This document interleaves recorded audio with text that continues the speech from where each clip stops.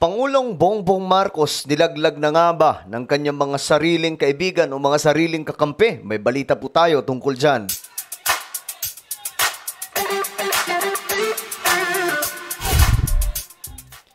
Yo guys, what's up? This is me, Sangkay Janjan. I'm back for another vlog today. Ito, pag-usapan po natin itong kumahalat ngayon na impormasyon, mga Sangkay, kung saan mukhang iniwan na daw po ang ating Pangulo ng kanyang mga tropa. Pag-usapan po natin yan. But anyway, before tayo magsimula, subscribe po muna yung ating YouTube channel. Ayan po.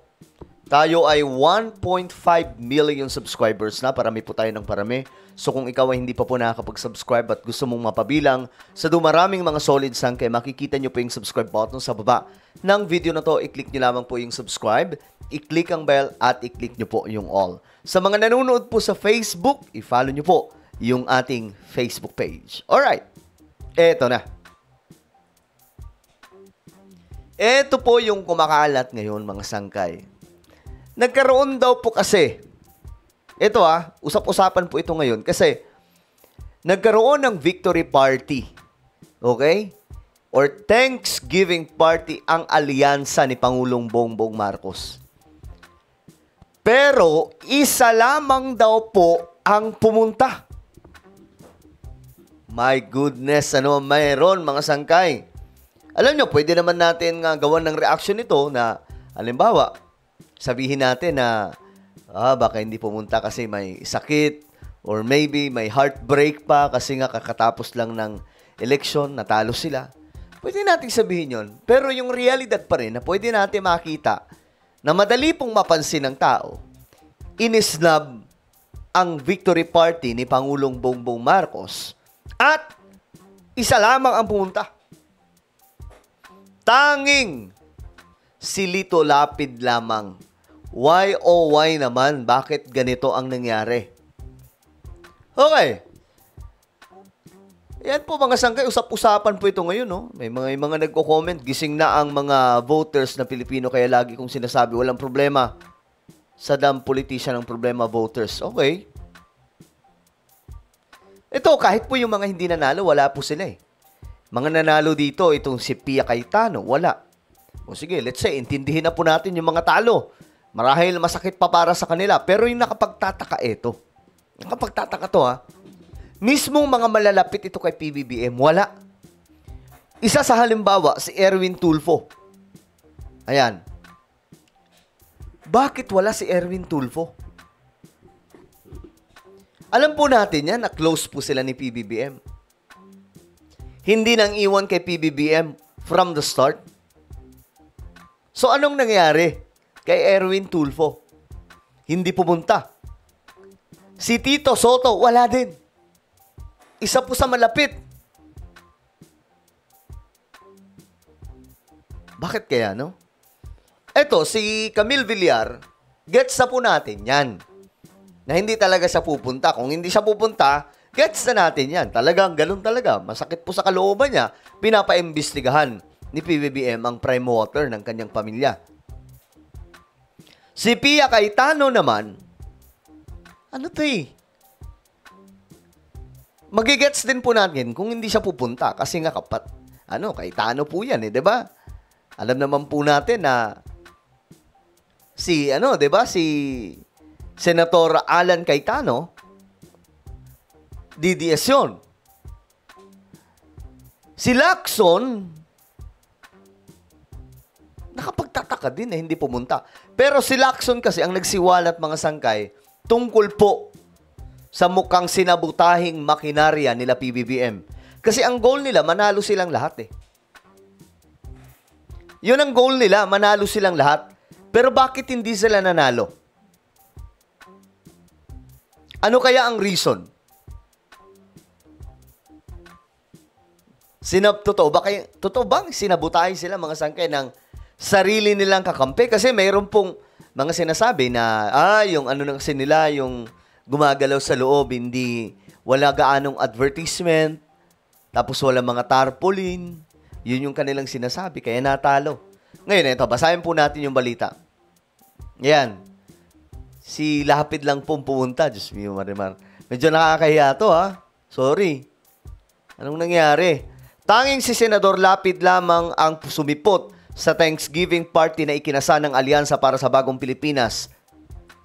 Ayon sa mga ulat, ginanap ang nasabing selebrasyon sa headquarters ng Alyansa sa Mandaluyong City, kung saan tanging si Senator Lapid ang naispatang sumipot. Matatanda ang 6 sa mga pambato ng Alyansa ang naggawang pumasok sa Magic 12, kabilang si Senator Pia Cayetano, Camille Villar, Tito Soto, Panfilo Lacson, Erwin Tulfo.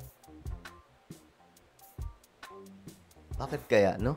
Kaya ba hindi napapatanong, mga sangkay, kung bakit? Ano nga ba ang nangyari? Medyo nakapagtataka ito eh. Nagpasalamat din si Lapid sa naitulong umano ng Alyansa para matapos siyang makapasok sa pang-11 na pwesto. Okay? Maraming salamat sa inyong tulong. Mabuhay kayong lahat, sabi ni Lapid. Dumalo rin sa naturang selebrasyon sina Pangulong Bongbong Marcos. Andun si BBM. Yung campaign manager na si Tiangco, nandun. Nakamakailan lamang daw po nagpahayag tungkol umano sa paninisi sa kanya ng ilang mga kapartido, bunsod ng mababang suporta sa kanilang nakuha mula sa Mindanao. Sado pong masalimuot talaga itong politika sa Pilipinas, no? Isang mensahe naman ang iniwan ng Pangulo tungkol sa sasantabi ng usapin daw sa politika ngayong tapos na ang eleksyon. Sabi ni PBBM, we all wish we had better results, but we live to fight another day. At now, it's time, I think, to put all the politics aside. Viral po ito ngayon, mga sangkay. Usap-usapan po ito ngayon sa social media. Ito si Lito Lapid, mga sangkay. Isa sa mga clip niya. Yun lang at maraming salamat po sa tulong. Mabuhay po kayong lahat. Maraming salamat. Yun lang ba yung mensahe ni Lito Lapid? Ba't kaya, no? Ako yung nagtataka lang. Ito, mga sangkay. Bakit isa lang? Basahin natin to. Medyo may pagka-showbiz ito eh.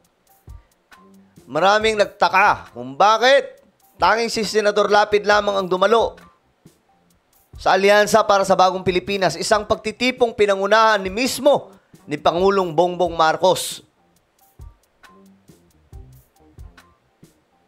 Sa kabila ng 6 na kandidatong pinalad sa ilalim ng Alyansa slate, wala ni isa sa kanilang maliban kay Senator Lapid ang sumipot sa selebrasyon na ginanap sa headquarters sa Mandaluyong City nitong Sabado. Naku, may group chat na yan. O ano pare, attend pa kayo. Wag na tayo umattend kasi ganito. Kasi nga po, sinisisi po dito yung campaign manager ng Alyansa. Sinisisi po nitong karamihan sa mga kapartido nila PBBM, yung mga kasamahan nila dito.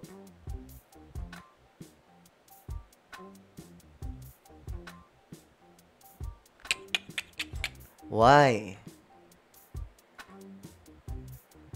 Ito, sikat na sikat po talaga ito ngayon, no? Ayon sa mga ulat, Senator Lapid lang daw ang nag-iisang kandidato ng Alyansa na dumalo sa Thanksgiving. Bakit kaya, no? Ito, may video, mga sangka. Ito yung pagdalo nila PBBM. Ito, nandyan po mismo si Bongbong Marcos, kasama po yung campaign manager nila, pero wala po. Halos, lahat po talaga, wala. Si Lapid lamang po yung punta. Ito, panoorin natin.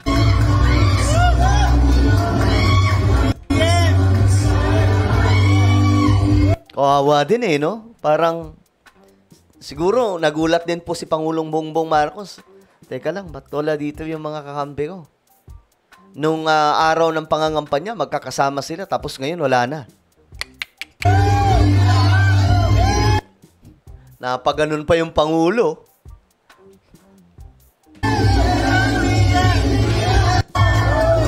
Pambihira. Ito, isa sa mga tumugtog dito. yung plethora, I'm sure kilala niyo sila.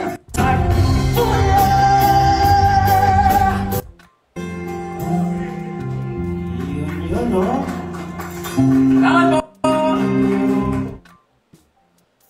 Ayan o, si PBBM.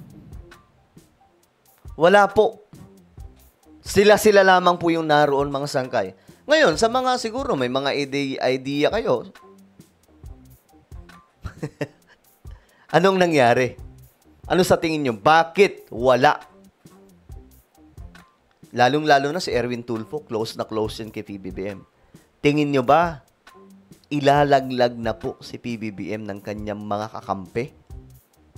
Katapusan na ba ni Pangulong Bongbong Marcos? Kasi, naku, may umuugong din po na balita na i-impeach daw po si PBBM. Though, napapatanong ako, anong grounds ng impeachment? Pero, kung magkakaisa yung mga ano dyan, pero dadaan po yan kasi sa sa House, sa lower house, sa Congress, mga sangkay, sa House of Representatives, hindi po basta-basta yan mapapa-impeach si PBBM. Lalo-lalo na po, ang supermajority sa House of Representatives, kakampi ni PBBM. Dito lang talaga sa Senado, tagilid po talaga ngayon si PBBM. No? Lalo na ngayon, yung mga kakampi niya, nagparamdam niya na parang wala na silang paki sa Pangulo. Well, ano po ang inyong opinion? Just comment down below. Mayroon tayong YouTube channel, Sangkay Revelation. Hanapin niyo po ito sa YouTube. Kapag nakita niyo na, i-click niyo po yung subscribe, i-click ang bell, at i-click niyo po yung all. Ako na po ay magpapaalam. Mag-iingat pong lahat. God bless everyone.